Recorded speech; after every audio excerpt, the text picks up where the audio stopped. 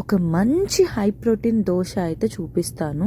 ఇదేంటో అనుకోవద్దు, క్యారెట్ తురుము. నేను ఫస్టే తురుముకొని పైన ఫ్రిడ్జ్లో పెట్టేస్తాను, అందుకోసం అది అలా ఉంది. ఎప్పుడైనా అవసరమైనప్పుడు జస్ట్ తీసుకొని వాడుకునేటట్టు ఉంటుంది.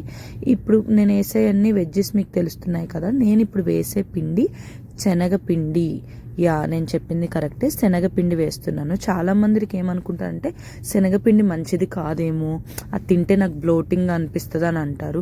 శనగపిండి ఎప్పుడైనా కానీ మీరు ఆయిల్ కాంబినేషన్ లైక్ బజ్జీ అలాంటివి తీసుకుంటే తప్ప నార్మల్గా అయితే శనగపిండి చాలా మంచిది. అది నీకు చాలా హై ప్రోటీన్గా ఉంటుంది. వెయిట్ లాస్కి కూడా చాలా బాగా యూజ్ అవుతుంది. వెయిట్ లాస్ అనే కాదు, ఒక్క విషయం, మనం వెయిట్ ఉన్నామా, ఎక్కువ వెయిట్ ఉన్నామా, బక్కగా ఉన్నామా, ఇట్ డజంట్ మ్యాటర్. మనం ఎంత హెల్దీగా ఉన్నాము, ఏదైనా పని చేస్తుంటే ఊరికినే అలసిపోతున్నామా లేదా, ఇది మనకి మ్యాటర్. తిన్నదంతా కరెక్ట్గా అరుగుతుందా లేదా, అట్లా అంటే మనం హెల్దీగా ఉన్నట్టే.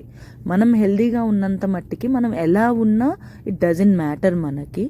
ఈ దోశ కూడా అంతే, లావుగా అయినోళ్ళు సన్నగా అట్లా కాదు, మీ బాడీలో ఒక స్ట్రెంగ్త్ని పెంచుతుంది. మంచి ప్రోటీన్ దోశ బెస్ట్. అసలు ట్రై చేసి ఎలా ఉందో చెప్పండి.